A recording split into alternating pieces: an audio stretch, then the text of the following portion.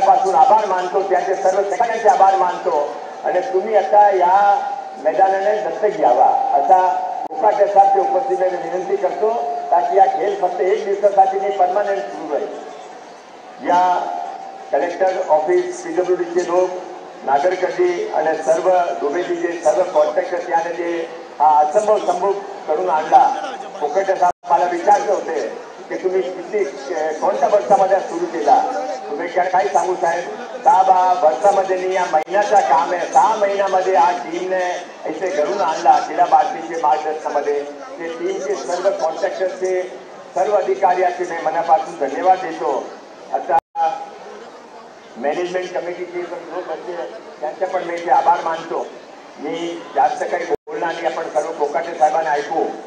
पण मला एक सांगायचं आहे ते कोकाटा साहेबांना मी विनंती 2 विनंती करायची। एक तर ते आपण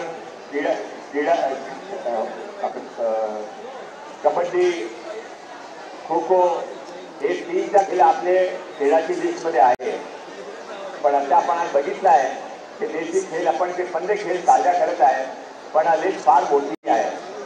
आपण सर्व देशी खेळासाठी वर्षामध्ये एक वेळा सरकारतर्फे महाकुंभ देशी खेळाचे ऑलिम्पिक त्यांना ऑलिम्पिक करून द्या।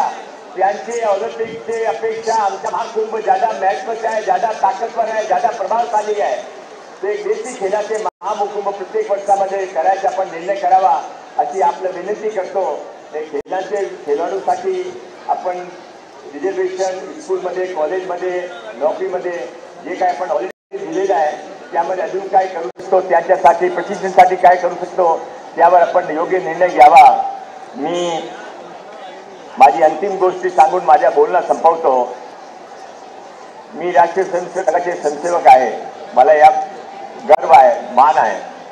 आमचे पूज्य सरसंघचालक एक 10 दिवसापूर्वी एक कार्यक्रम त्याने सांगत होते की भारताच्या जे विश्वमध्ये मान स्थान होता, एक कालामध्ये भारत विश्वगुरु होता, ते भारतीय जीडीपी मुली ना होता, ते भारताचे मूल्यामध्ये होता। भारताचे मूल्यामध्ये काय म्हणजे आपली गुरुकुल पद्धती, म्हणजे आपली पारिवारिक पद्धती, म्हणजे आपले जीवन जगण्याचे पद्धती आणि त्याशिवाय आपले पारंपरिक खेळ। आता माननीय नरेंद्रभाईजी मध्ये आणि माननीय देवेंद्र फडणवीस साहेबांच्या मार्गदर्शनामध्ये सर्व ठिकाणी आपण पारंपरिक खेळाचा एक मोठा सुरुवात करू।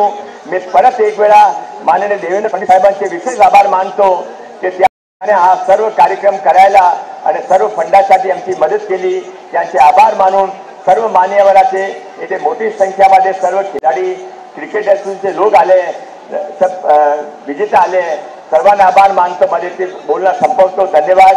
जय हिंद, जय महाराष्ट्र। धन्यवाद साहेब।